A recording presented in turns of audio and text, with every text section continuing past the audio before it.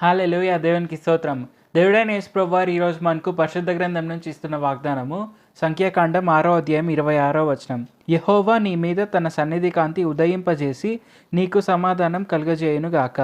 మనం ఈ వచనం చూసుకుంటే ఇక్కడ దేవుడైన యేసు ప్రభువారు మనకేమని చెప్తున్నారు అంటే, మనందరి మీద కూడా ఆయన తన సన్నిధి కాంతిని ఉదయింపజేస్తారు అని చెప్తున్నారు.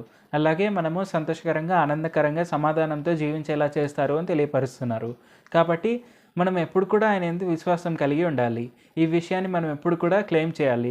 ఈ విషయాన్ని ఎప్పుడు కూడా మనం పొందుకునేలా ప్రార్థన చేయాలి. ఎందుకంటే దేవుడైన యేసు ప్రభువారు మనకి ఇచ్చిన వాగ్దానం అనేది ఎంతో ముఖ్యమైనది. అలాగే ఆ వాగ్దానాన్ని మనం ఎప్పుడు కూడా క్లెయిమ్ చేస్తూ ముందుకు సాగాలి.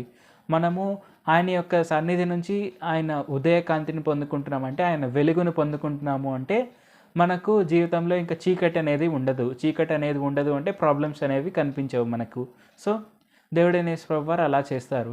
మనము ఎలాంటి ప్రాబ్లం అయినా కానీ ఎప్పుడు కూడా అది ఆయన సన్నిధి కాంతిలో, ఆయన ఉదయం వెలుగులో, అంటే ఎంతో గొప్ప వెలుగులో మన ప్రాబ్లమ్స్ అన్నిటిని దాటుకుంటూ ముందుకు వెళ్ళిపోవచ్చు.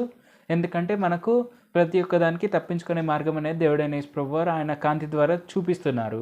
కాబట్టి ఈ విషయాన్ని మనం గుర్తుపెట్టుకోవాలి. అలాగే మనం ఎప్పుడు కూడా సమాధానకరంగా, ఆనందకరంగా జీవించేలా చేస్తారు దేవుడైన యేసు ప్రభువారు. కాబట్టి తప్పకుండా ఈ వాగ్దానాన్ని మనం క్లెయిమ్ చేద్దాం. ప్రార్థన చేసుకుందాం. పరిశుద్ధ జీవాధిపతి జీవంగల దేవ యేసయ్య, ఈరోజు మాకు ఇచ్చిన ఈ గొప్ప వాగ్దానాన్ని బట్టి మీకే వందనాలు తండ్రి.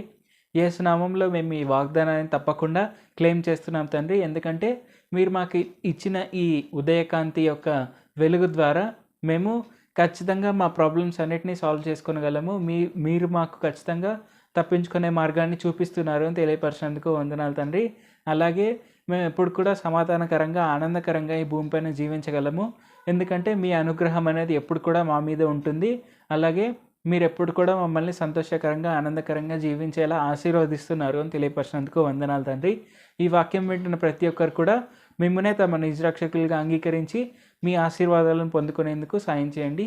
యేసు నామములో అడుగుచున్నాం తండ్రి. ఆమేన్. Thank you Jesus. దేవుడు మిమ్మల్ని ఆశీర్వదించును గాక.